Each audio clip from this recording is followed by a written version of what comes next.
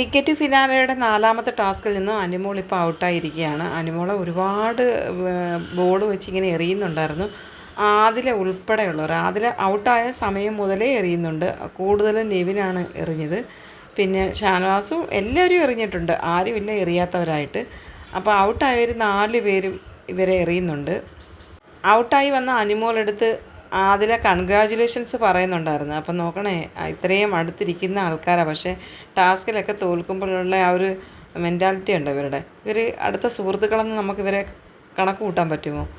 എന്നിട്ട് ഔട്ടായി വന്ന അനിമോളെടുത്ത് പറയണം, അനു നോക്കിയേ അക്ബർ നിൽക്കുന്നത് നോക്കിയേ അക്ബറിനെ എറിയുന്നതെന്ന് വെച്ചാൽ നൂറ് അവിടെ നിൽപ്പുണ്ട്. അപ്പം നൂറെ എറിയാതിരിക്കാൻ വേണ്ടി അതിൽ അക്ബറിനെ ചൂണ്ടിക്കാണിച്ചിട്ട് അക്ബറിനെ എറിയാൻ വേണ്ടി അനിമോളോട് പറയുകയാണ്.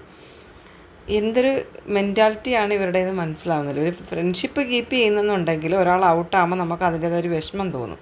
കുറച്ചും കൂടി നിനക്ക് നിൽക്കാമായിരുന്നു, അല്ലെങ്കിൽ നീ കുറച്ചും കൂടി ട്രൈ ചെയ്തെങ്കിൽ നിനക്ക് സെക്കൻഡ് പൊസിഷനെ ഫസ്റ്റ് പൊസിഷനിലേക്ക് വരാമായിരുന്നു എന്നൊക്കെ നമ്മൾ പറയുന്നത് സാധാരണ നിലയിൽ.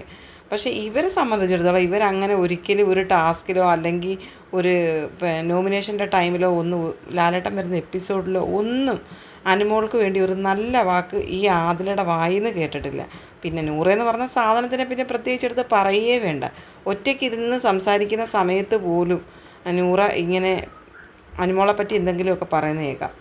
പേര് പറയത്തില്ലെന്നേ ഉള്ളൂ, പക്ഷേ സെലിബ്രിറ്റി എന്ന് ചേർത്ത് പറയുന്നത് കേൾക്കാം. അത്രയ്ക്ക് ഒരു വല്ലാത്ത സ്വഭാവമാണ് ഇവരുടെ 2 പേരുടെ. കമൻറ്റ് ബോക്സുകൾ കാണുമ്പോൾ നമുക്ക് മനസ്സിലാവും അനുമോളെ എത്ര ആൾക്കാരാണ് പറഞ്ഞ് മനസ്സിലാക്കുന്നത്. കമൻറ്റ് ബോക്സിനകത്തൂടെ അവർ കമൻറ്റ് വഴി പറയുന്നുണ്ട് അനുമോൾ ഇനിയെങ്കിലും ഇവരുടെ കൂട്ട് വിട്ട് നിൽക്കണം, എന്നാൽ മാത്രമേ വിജയിക്കാൻ പറ്റത്തുള്ളൂ. സത്യമാണത്.